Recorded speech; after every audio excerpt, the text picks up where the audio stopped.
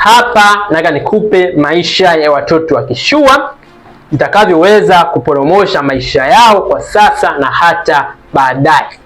Mara nyingi sana watu wakiwa kujiuliza hawa watu wa kishua wanaishije kulingana na maisha yao jinsi yalivyo. Naitwa Ryan Mapesa.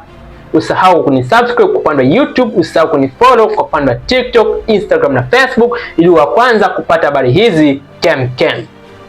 Watu wa kishua utakuta hawezi kuosha vyombo, utakuta hawezi kufagia, utakuta hawezi kufua nguo zao, utakuta hawezi kushika jembe, utakuta hawezi kupalia bustani au shamba. Na hizi kazi zinafanyiwa na kina nani? Hizi kazi zinafanyiwa na wafanyakazi wa wazazi wa watoto wa kishua.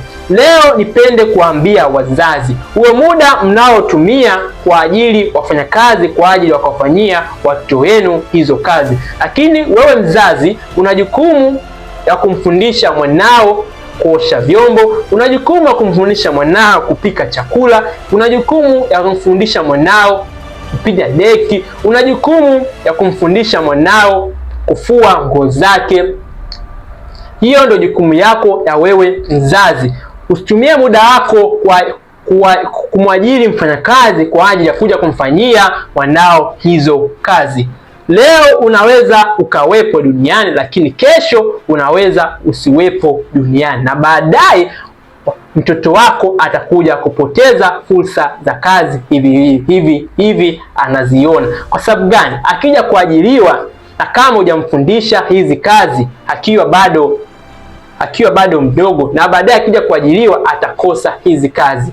Anaweza akapewa kazi lakini asiweze hata kupiga deki, asiweze hata kuosha vyombo, asiweze hata kupalilia, asiweze hata kupalilia shamba au bustani. Kwa sababu gani? Wewe umeshindwa kumpatia mwanao malezi stahili. Kwa hiyo mzazi una jukumu kwa sasa kumfundisha mwanao hizi kazi badala ya kuajiri wafanyakazi wenu.